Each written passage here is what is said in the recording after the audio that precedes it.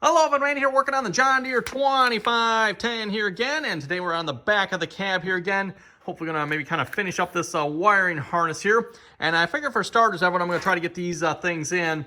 And I was thinking about how I'm gonna do this. I think I'm gonna probably purchase 2 more of these yet. So I'm gonna put the ones in from the back side that I'm not gonna be able to get on without taking this off. So I'm gonna put the ones in that side, both here and on the connection end here. I'll have to make sure I get them on the right one here, because again, remember with these, one goes in from this way, the other one goes in from the other way, and of course with the way it's sitting there, I cannot get that one in. And I'm assuming the same thing will be true of up underneath there as well. So first things first, we're gonna pull that off here. I think that is this impact here, I do believe. And I do have lock nuts on these, so let's see here. Got that one. And now the fun one here, which I might have set myself up. I might not be able to get this one back off. We'll find out. Okay, I have to put the camera down. Okay, might have beat the crap out of that one just a little bit. Got a new one there. I'll put a new one on. Again, these are steel lock nuts, everyone, if you're not familiar with these. If you look closely at the sides are indented in. It's, kind of like a nylon lock nut, except these are all steel. They don't have the nylon on them. Yeah, a lot more potent, shall we say. So anyway, that's out. I think I'm going to throw a little paint on there too a minute, and then we'll stick that back on. So let me grab the paint can here. We're going to shoot that. So hopefully that'll just kind of hang up there. Oh, and I should tape up the wire on there too a minute while it's out. A little easier to get to that way. Okay, all purdied back up and painted here. The paint's probably not quite dry yet, but I don't have the patience to wait for that paint to dry, so we're just going to kind of carefully try to stick that back in there, something like a so. That other bolt on that side to line up here. I didn't quite get these holes in exactly the right spot, but that's close enough.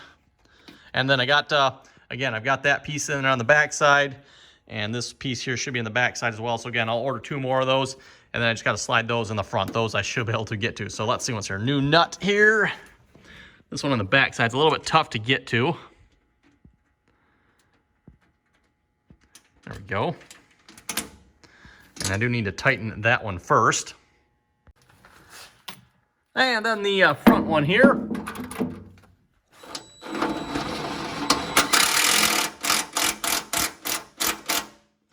That should be tight enough, I think. Yeah, that should be more than tight enough. Now to connect the plug in. Which I just realized I set myself up for failure here. I put all the nice tape on it to clean it up, make it look nice and pretty, and I need to get the socket in there to tighten that bolt down to tighten this connector on. Okay, let me take the tape back off.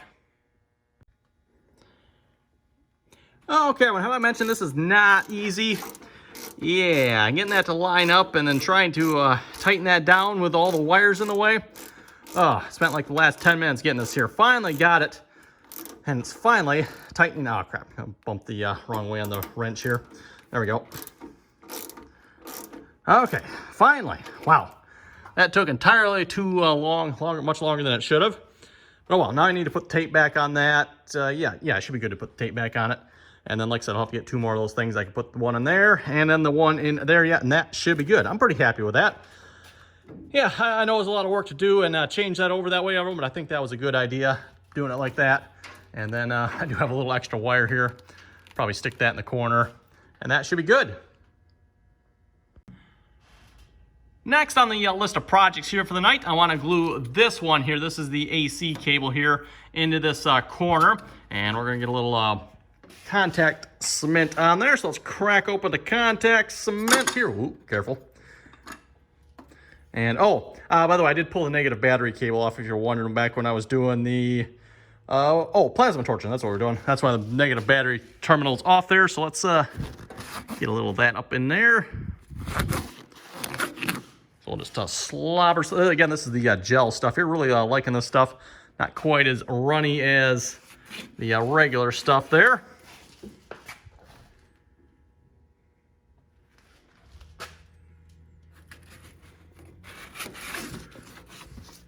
Okay, let's see how that looks. That's probably about enough. I need to get some on the cable yet. Try not to get any extra where there doesn't need to be, except my foam brush really doesn't soak it up anymore.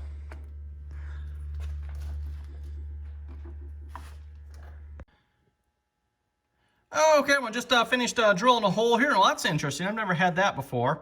Huh. Phone turned the light on here so you folks can see. Well, ain't that awful nice of it. Anyway, finished drilling the hole there. That's where I'm going to run this wire here. This is just like telephone wire, everyone. It's literally all it is, just telephone wire that runs from the controller for the inverter down to the inverter here. So inside the cab here, I'm going to tie this into a little bit different wire, something I think that'll be a little bit better. Probably should have done that right from the up top there, but this should be okay in the cab, I guess. So I'm going to like somehow tie it in down here, and then I'm going to run a different wire out this hole. I haven't figured out what I'm going to do for a connector in the back yet, everyone. I'd like to do a connector, you know, just like kind of what we have for, you know, all the other lines back here. So that way, again, if we ever take the cab off, pull the plug, it's disconnected, right? So I haven't quite figured out what I'm going to do for that yet. I mean, obviously, you know, we could just throw a regular phone line connector back in there. That seems a little cheesy. Not to mention...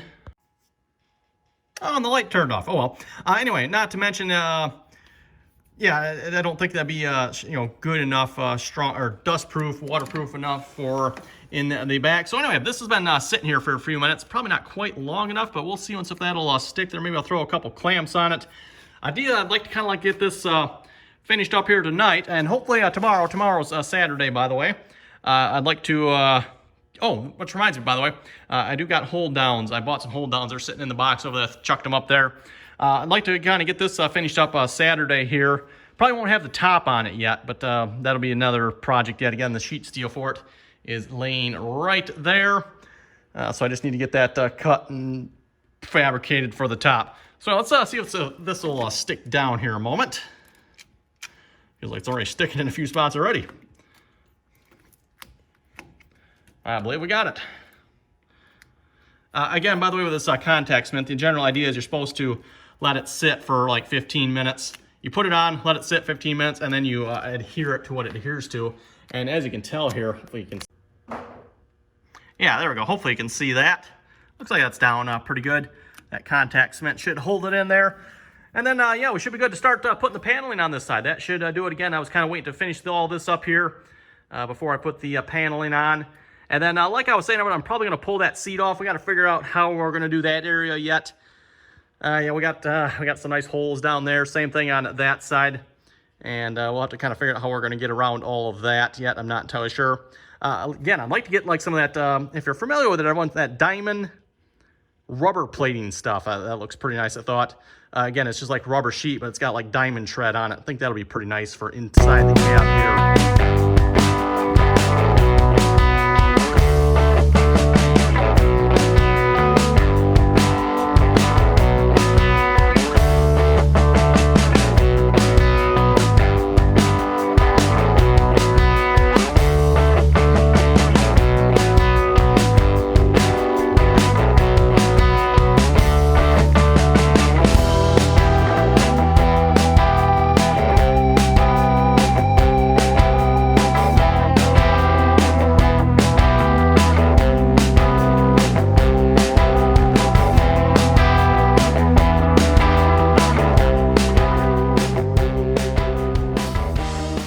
Okay, everyone, some bit of work later here. I have the line ran here for the communication to the inverter here. That's this wire here.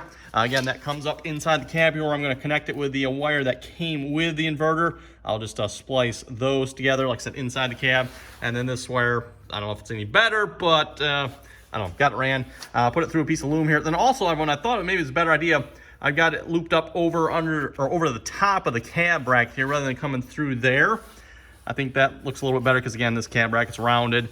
I was going to try to see if I can get like a clamp on there to hold it, but I don't have anything that fits really. So I don't know. I got that bolt there, that bolt there. The ones I have 1/4-inch holes in them, and I think that's either 5/16 or 3/8. I tried drilling one out, see if I get a bigger hole in it. That doesn't work. Doesn't work at all. So at least not with what I have anyway. So I'll have to see once I come up with something better there yet. Anyway, getting set up here to splice these ends here. And yeah, not something I was expecting to maybe use on the tractor. I had to get my set of all ends and plugs and various jacks and whatnot here, and those tools to go along with it. So we're going to get those ends spliced in here in a minute. This shouldn't take too bad. Also, I had to use my phone here down in there. I can't see which one of those is, you know, the black, the white, and the green wire. on those connection blocks. So thank you to the wide angle lens on the phone here and the light. I was able to stick my phone down in there and I could see it's basically, it goes black, white, green. So I know that's good. Got those on, just waiting for them. I guess they're cooled down now. I can put those back on. Just a little short screwdriver got in there with that. And that should work pretty good. So we're gonna tie that up here in a minute, and that'll probably do it for this video here.